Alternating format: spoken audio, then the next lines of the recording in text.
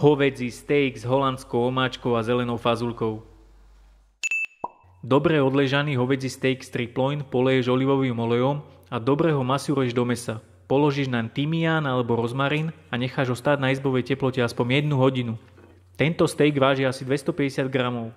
Na holandskú omáčku si pripravíš redukciu, a to takto. Do menšieho hrnca vleješ 2 deci vody, 1 deci bieleho vína a 2 polievkové lyžice vinného octu. Ďalej pridáš 3 menšie bobkové listy, 1 šalotku pokrájanú na kocky a asi 1 čajovú lyžicu celého čierneho koreňa. Dáš na sporák a necháš varením redukovať na viac ako 1/3.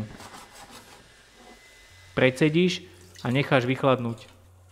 150 g masla necháš rozpustiť a pomaly ho varíš asi 10 minút. Z vrchu pozbieraš penu.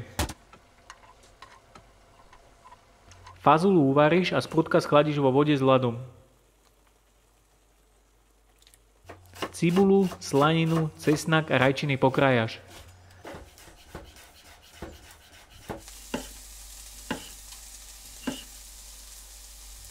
V horúcej panvici orestuješ slaninu, neskôr prihodíš cibulu a cesnak. Do orestovanej slaniny s cibulkou a cesnakom pridáš zelenú fazulku. Osolíš, okoreníš a restuješ pár minút. Nakoniec pridáš rajčiny. Steak pečieš na panvici s bylinkami a cesnakom, z každej strany asi po 3 minúty. Osolíš, okoreníš a prihodíš maslo.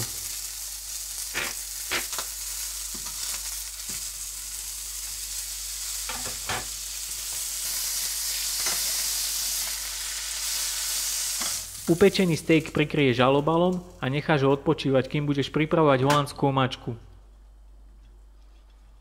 Odpočívaním pod alobalom sa teplota a šťava rozdelí po celom mäse. Ako vidíš, teplota v strede mäsa sa pomaly zvyšuje z rare na medium rare.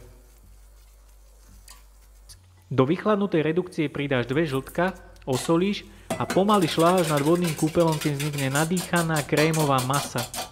Teplota masy by mala byť asi 70 stupňov. Pozor, reguluj si teplotu vodného kúpela, aby sa ti žltka nezrazili. Teplota musí byť minimálna.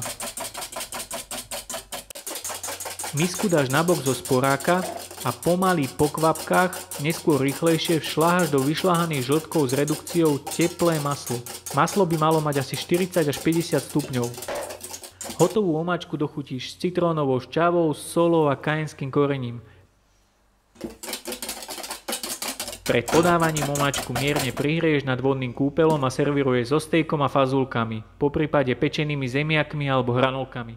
Omáčka ti vystačí na 4 stejky. Dobrú chuť!